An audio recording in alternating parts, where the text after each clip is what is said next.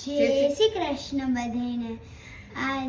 આજે હું અને મારી દીકરી મળીને ચીઝ કેક બનાવવાના છીએ. અગાઉ એક વખત મેં ચીઝ કેકની રેસીપી શેર કરેલી છે, પણ આજે એની ડિમાન્ડ ઉપર અમે બીજી વખત ચીઝ કેક બનાવવાના છીએ, કેમ કે એને બહુ જ ભાવે છે. અમે અલગ રીતે ચીઝ કેક બનાવવાના છીએ, તો જરૂરથી વિડીયોને એન્ડ સુધી જોતા રહેજો. તો ચલો રેસીપી શરૂ કરીએ. તો આજે હું અને મારી દીકરી મળીને ચીઝ કેક બનાવવાના છીએ, કારણ કે આની પહેલાં જ્યારે મેં ચીઝ કેકની રેસીપી શેર કરેલી ને, તો એ ચીઝ કેક એને ખૂબ જ ભાવેલી. તો મેં આજે બીજી વખત અલગ જ રીતે, કેમ કે આને છે ને મસાલીવાળો ક્રન્ચી ટેસ્ટ બહુ જ ભાવે છે મારી દીકરીને, તો આજે અમે એનો ઉપયોગ કરીને કરવાના છીએ. તો સૌથી પહેલાં આપણે આ રીતનો જે મસાલી આવે છે, આપણે સેવઈ કહીએ કે બરેજ સેવ કહીએ, એ મેં લીધેલી છે. બારીક એવી લેવાની. હવે મેં અહીંયા અટકળે જ લીધેલી છે, જે મારું મોલ્ડ છે એ પ્રમાણે મેં લીધેલી છે, અને મારે કેટલું લેયર સેટ કરવું છે ને એ પ્રમાણે જોઈને લીધેલી છે. એટલે તમે જે રીતનું મોલ્ડ લેતા હોય ને એ રીતે તમારે યુઝ કરો, એટલે કે એટલા પ્રમાણમાં લેવાની. હવે અહીંયા હું બટર યુઝ નથી કરતી, કારણ કે બટરમાં થોડું સોલ્ટ હોય, તો એના માટે મેં ચપટી જેટલું જ મીઠું એડ કરેલું છે, અને હું અત્યારે ઘીનો યુઝ કરી રહી છું. તમે બટર જ ખાલી મેલ્ટ કરીને એડ કરી દેશો ને તો કંઈ પણ એડ કરવાની જરૂર નહીં રહે. હવે આપણે તેને ગેસ ઉપર લગાવી દઈશું અને લો ફ્લેમ ઉપર શેકતા જશું. થોડી એવી સરસ એવી ક્રિસ્પી થઈ જાય ને ત્યાં સુધી કરવાની છે. લો ફ્લેમ ઉપર કરવી, જેથી કરીને કેવું છે કે તે દાજી ન જાય, એટલે એવો ટેસ્ટ ન આવે એટલા માટે. અને મારી દીકરી વચ્ચે વચ્ચે કે હું જ તેને હલાવું, કારણ કે મારા માટે કે ચીઝ કેક બનવાની છે ને, તો મારે જ હલાવી છે. એટલે એ વચ્ચે વચ્ચે ઘણું બધું એવું કામ છે ને કે એ મારી હારે હારે જ કરતી જાય છે, ને એ જ પોતે જ કરે છે. તો આ રીતે એ પણ કરતી હતી. તો તમે જોઈ શકો છો કે આપણે આ રીતે લો ફ્લેમ ઉપર કરતા જશું. થોડી વાર થશે ને એટલે થોડી થોડી સુગંધ પણ આવવા લાગશે, અને સરસ એવી શેકાવા પણ લાગશે.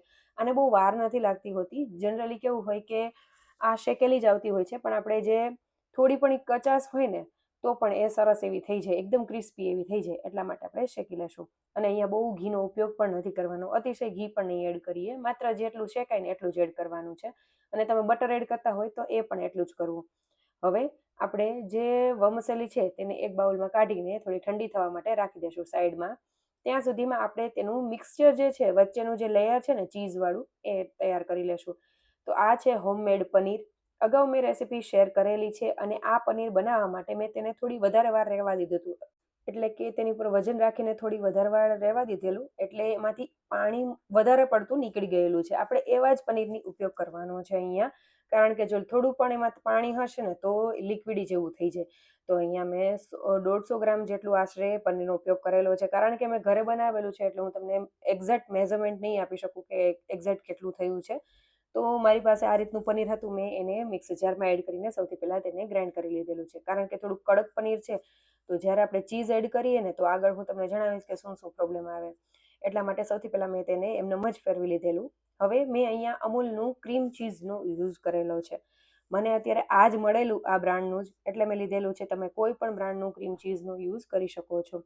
હવે તે મેં અહીંયા 180 ગ્રામ જેવું આવે છે, તો તેમાંથી મેં 2 મોટી મોટી ચમચી, તમે જોઈ શકો છો કે મેં કેટલું એડ કરેલું છે, એટલું મેં એડ કરીને ઉપર જે સ્ટ્રોબેરી હોય તેના પીસીસ, અને સ્વીટનેસ માટે મેં કન્ડેન્સ મિલ્ક અથવા તો મિલ્ક મેડ આવે છે ને એનો યુઝ કરેલો છે.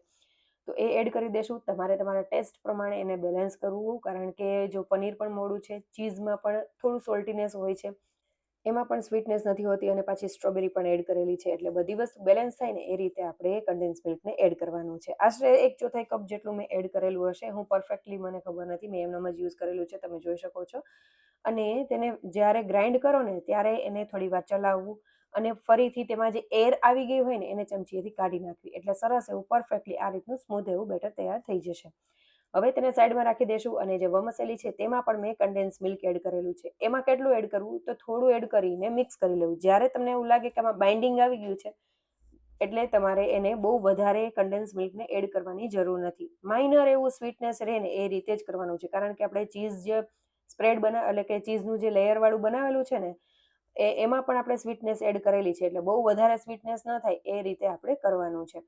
હવે આપણે જે મોલ્ડ જે જોઈએ, જે કન્ટેનરમાં આપણે જે કેક બનાવવાની છે, તે કન્ટેનરમાં આપણે જે વમસેલીવાળું છે મિક્સચર તેને એડ કરીને સરસ એવું પ્રેસ કરી લેશું. તેની ઉપર ચીઝવાળું જે મિક્સચર છે તે એડ કરી દેશું. તેની ઉપર મેં આ રીતે જે સ્ટ્રોબેરી છે તેના પતલી પતલી સ્લાઇસ કરીને આ રીતે ગાર્નિશ કરેલું છે.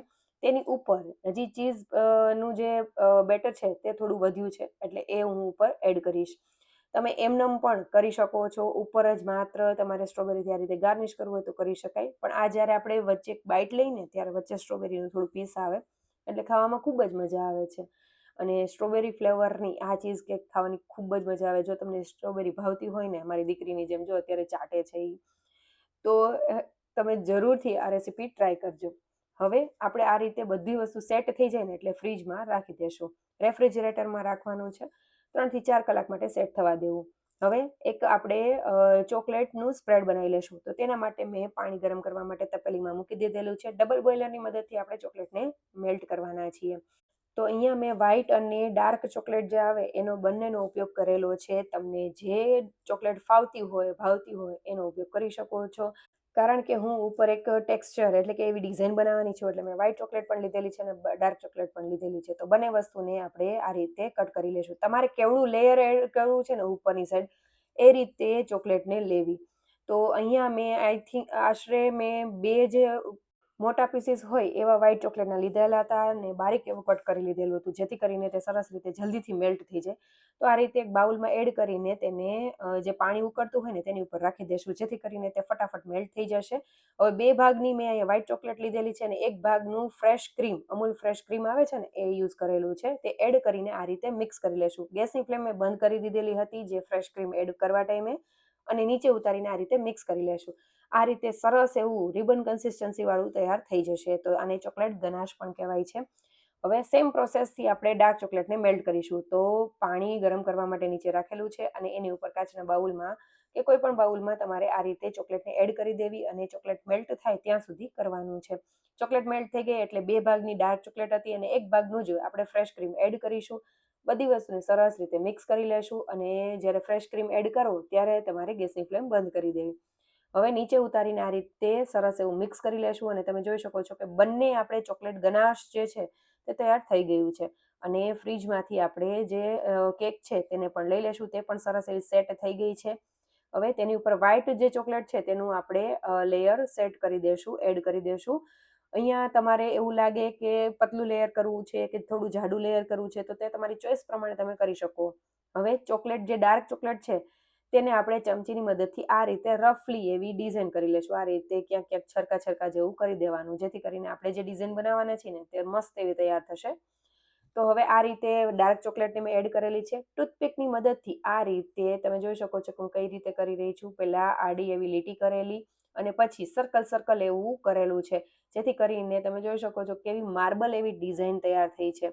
એકદમ દેખાવમાં મસ્ત એવી લાગે છે. તમે આવું કરો ને તો એકદમ યુનિક એવું લાગે અને દેખાવમાં પણ સરસ એવું લાગે. આમાં એવું કોઈ જ વસ્તુ નથી કે જે કોઈ વ્યક્તિ ન કરી શકે. કોઈ પણ વ્યક્તિ ઘરે તમે બનાવજો, એકદમ બહુ જ સરસ એવું તૈયાર થાય છે. તમારાથી પણ આવી માર્બલ ટેક્સચરવાળી ડિઝાઇન છે તે તૈયાર થઈ જશે. તો બનાવીને મને કમેન્ટ જરૂરથી કરજો કે તમે બનાવી કે નહીં આ ચીઝ કેક. અને હવે આપણે તેને ઢાંકીને ફ્રીજમાં 1 થી 2 કલાક માટે મેં સેટ કરવા માટે રાખેલું હતું. અને જ્યારે ઉપરનું લેયર સેટ થઈ જાય એટલે તમારે વધારે વખત રાખવાની પણ જરૂર નથી. પણ અહીંયા એક વસ્તુ એ ધ્યાનમાં રાખવાની કે તમારે જો એકદમ ક્રન્ચી એવો ટેસ્ટ જોઈતો હોય ને તો વધારે વખત રેફ્રિજરેટરમાં ન રાખવું. કારણ કે જે વમસેલી છે ને તે મોઇશ્ચર એબ્ઝોર્બ કરે અને સોફ્ટ થઈ જવા કરે. તો ક્રન્ચીનેસ માટે તમારે થોડીવાર રાખવું. અને જો તમારે એવું ન કરવું હોય, વમસેલીનો યુઝ ન કરવો હોય, તો કોઈ પણ એવા બિસ્કિટને આપણે ક્રશ કરીને મેલ્ટેડ બટર એડ કરીને અગાઉ મેં રેસીપી શેર કરેલી છે ને એ રીતે પણ તેનું નીચેનું લેયર કરી શકાય.